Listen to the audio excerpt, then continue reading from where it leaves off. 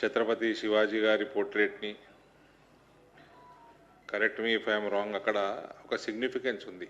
ఆ మందిరానికి ఛత్రపతి శివాజీ గారు కూడా వచ్చిండ్రు, అక్కడ విజిట్ చేసిండ్రు అన్న ఒక సిగ్నిఫికెన్స్ కూడా ఉంది. కాబట్టి ఆయన యొక్క పోర్ట్రేటు, అమ్మవారి పోర్ట్రేటు ఇవన్నీ చించేయడం, విధ్వంసం చేయడం, అక్కడ కమ్యూనల్ టెన్షన్ పెరగడం, కర్ఫ్యూ లాంటి వాతావరణం రావడం, ఇదంతా కూడా రేవంత్ రెడ్డి సర్కార్కి సిగ్గుచేటిది. నువ్వు Congress is Muslim, Muslim in Congress అని ఈ పనికిమాలిన స్టేట్మెంట్లు చేస్తూ ఉంటే నెత్తికెక్కి కూర్చుంటారు. నెత్తికెక్కి కూర్చొని తిన్నదరగక ఇవన్నీ కార్యక్రమాలు చేస్తూ ఉంటారు కొందరు. కాబట్టి తప్పు ముఖ్యమంత్రిది. మీ కాంగ్రెస్ కాన్స్టిట్యూషన్ వాళ్ళకు ఉన్న కాన్స్టిట్యూషన్ రాసి ఉన్నదా Congress is Muslim, Muslim is Congress అని? తెలుగుదేశం వాళ్ళకి ముఖ్యమంత్రులు చేస్తే గిట్లే ఉంటుంది కాంగ్రెస్ వాళ్ళు. ఇది 2014 తర్వాత ఈ కేసీఆర్, రేవంత్ వీళ్ళు ముఖ్యమంత్రులు అయినాక ఇటువంటి సంఘటనలు అనేకం జరిగినాయి. దాని లిస్టు కూడా ఇస్తా మీకు, ఆ లిస్టు కూడా ఇస్తా. ఇవి రికార్డ్ అయిన సంఘటనలు ఇవి. ఇంకా దృష్టికి రానివి చాలా ఉన్నాయి. ఇంకా మా జిల్లాలోనే చాలా ఉన్నాయి, అవి ఇంకా ఇందులో లేవు.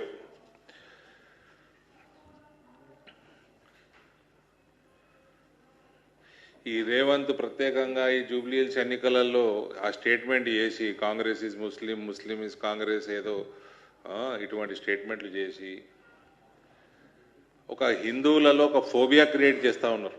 ఈ ఎంఐఎం కాంగ్రెస్ వాళ్ళు కలిసి ఇటువంటి దాడులు చేసి ఫోబియా క్రియేట్ అయినప్పుడు, ఇన్సెక్యూరిటీ డెవలప్ అయినప్పుడు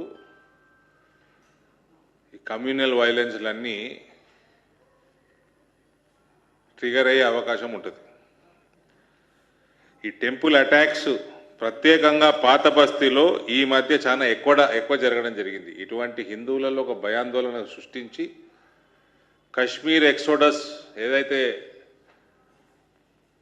మనము 80లలో 1990 ప్రాంతంలో చూసినామో అటువంటి ఓల్డ్ సిటీ నుంచి హిందువుల్ని తరిమేయాలా అన్న ఒక దురాలోచనతోటి ఒక కాంగ్రెస్ ఎంఐఎం ఒక స్ట్రాటజీ ఇది. ఇలా బంగ్లాదేశ్లో ఏమైతుందో చూస్తూ ఉన్నాం. ఒక స్థాయి దాటిపోయినాక బ్రతకడం కూడా కష్టమైపోతుంది హిందువులకి. పోలీసు వాళ్ళు కూడా నాన్ పొలిటికల్గా న్యూట్రల్గా వ్యవహారం చేస్తే బాగుంటుంది. అక్కడ మళ్ళీ అందరి హిందువులనే నిన్న రాత్రి మళ్ళీ అరెస్ట్ చేసినట్టు సమాచారం వస్తూ ఉంది. ఇది ఈ అసదుద్దీన్ ఓవైసీ స్టేట్మెంట్ కూడా వచ్చింది. ఈ ప్రాంతము 1980s, 90sలో కూడా బాగా కమ్యూనల్ టెన్షన్లో ఉన్న ప్రాంతం ఇదని.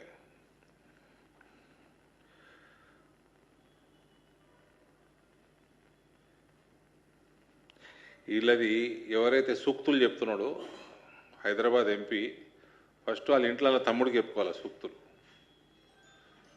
వాళ్ళ తమ్ముడికి చెప్పుకొని వీళ్ళది ఎట్లుంటుందంటే 1990లో మీ అందరికీ గుర్తుంటుంది బ్రదర్, భయంకరమైన కమ్యూనల్ రైట్స్ అయ్యి కాంగ్రెస్ పార్టీ చరిత్ర తెలియనోడున్నాడు చెప్పు. 1990లో భయంకరమైన కమ్యూనల్ రైట్స్ అయ్యి చెన్నారెడ్డి గారు రాజీనామా చేసే వరకు కంటిన్యూ అయినాయి. ఇది నేను చెప్తలేను, చెన్నారెడ్డి గారు చెప్పిన, మీరు గూగుల్ చేసినా వికీపీడియాలో కూడా దొరుకుతుంది ఆయన స్టేట్మెంట్.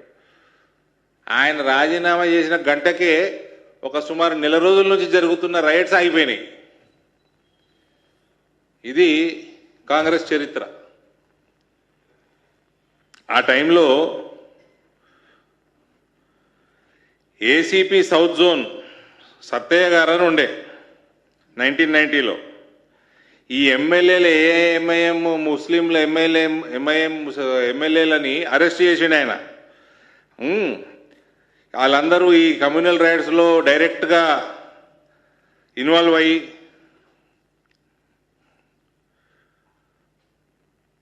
కన్విక్ట్ అయినరు.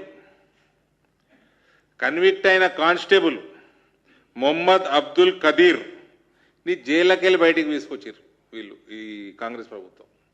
ఈ సత్తయ్యని చంపేస్తే, సత్తయ్య ఈ ఎంఐఎం లీడర్లని వాళ్ళ మీద యాక్షన్ తీసుకుని అరెస్టులు చేసిండని ఈ కానిస్టేబుల్, వీడి పేరేంది, అబ్దుల్ ఖాదీర్, చంపేస్తే ఏసీపీని ఆయన బయటికి తీసుకొచ్చారు.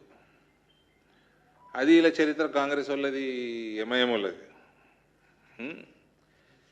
ఇది రేవంత్ సీఎం అయినాక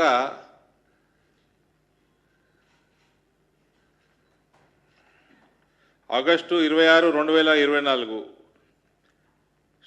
Bhulakshmi Mata temple, Rakshapuram, Santosh Nagar. October 14, 2024 Mutyalamma temple, Kumariguda, Monda market దగ్గర. November 5, 2024 Hanuman temple, Navagraha shrine, airport colony, Shamshabad. November 9, 2024 Somayya, Chodamma and Pochamma temples, Jukkal village, Shamshabad mandal. March 10, 2025 Ramalingeswara Anjaneya Devasthanam, Shivalayam, IDPL colony, Gandhinagar, Hyderabad. October 16, 2025 Ramalayam, Hanuman temple, Rampally, Keesara, Medchal, Malkajgiri district. జనవరి 6, 7 ఈ 2 రోజులు Sri Venkateswara Swamy temple, Sardar Nagar, KPHB colony. జనవరి 10, 2026 కట్టమైసమ్మ టెంపుల్, సఫిల్గూడ, నేరేడ్మెట్ ఏరియా. జనవరి 14, 2026 Maisamma temple, Puranapul Darwaza, old city, Hyderabad.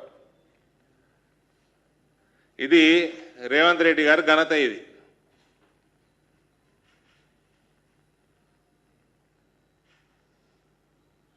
ఆయన చేసే స్టేట్మెంట్లకి నెత్తి మీద ఎక్కి కూర్చొని